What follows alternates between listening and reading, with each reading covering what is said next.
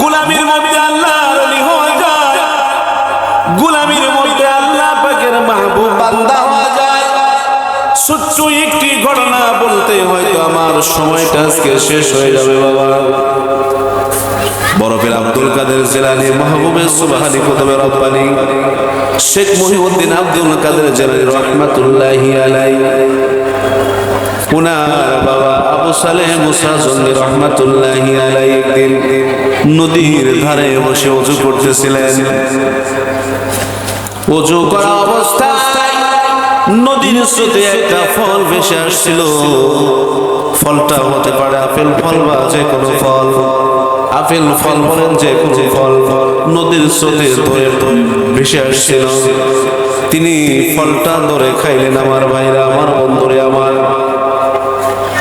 হঠাৎ তার মনে হয়ে গেল আমি কারো হক নষ্ট করলাম। একজন মুমিন তো কারো হক নষ্ট করতে পারে না। তিনি ফলটা ধরে নিয়ে আমার ভাইরা নদীর অপর দিকে চলতে লাগলেন। যেই দিক থেকে স্রোত আসতেছিল, বহুদিন চলতে চলতে দেখে একটা আপেল গাছ নদীর দিকে ঝুঁকে রয়েছে, বড় বড় ফলগুলো ধরে ধরে চলতেছে। তিনি বুঝলেন এই ফলে, এই গাছ থেকে বুঝে ফল পড়েছিল, যার কারণে আমি একটা কামড় মেরে দিয়েছি। অবশেষে সেই গাছের মালিককে খুঁজে বের করলেন। আমার ভাইরা, গাছের মালিককে খুঁজে বের করার পরে বললেন, হুজুর আমাকে ক্ষমা করবেন, আমি না বলে আপনার গাছের একটা ফলের কিছু অংশ হয়তো অপহরণ করে ফেলেছি। গাউসে পাকের নূরানী চেহারা মুবারকের দিকে তাকিয়ে বললেন, ও তো আল্লাহর ওলি, সুবহানাল্লাহ।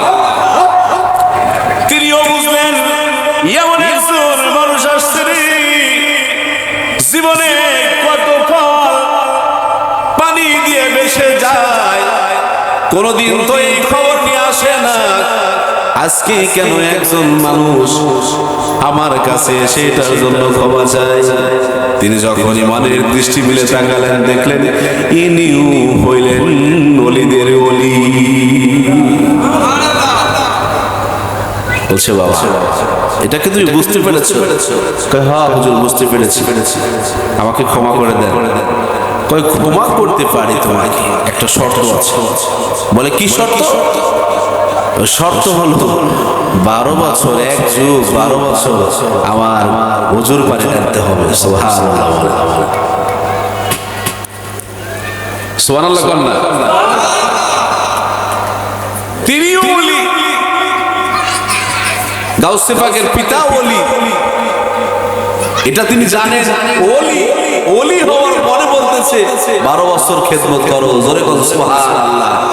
সুতরাং ভুরি ভুরি কিতাব পড়ে, ভুরি ভুরি হাদিস পড়ে, ওই হাদিস আর ওই পড়াশোনা, ওই ইলম যদি আপনার মুর্শিদ কিবলার কাছে কুরবানি করতে না পারো, কখনো তুমি কামালিয়াত হাসিল করতে পারবে না।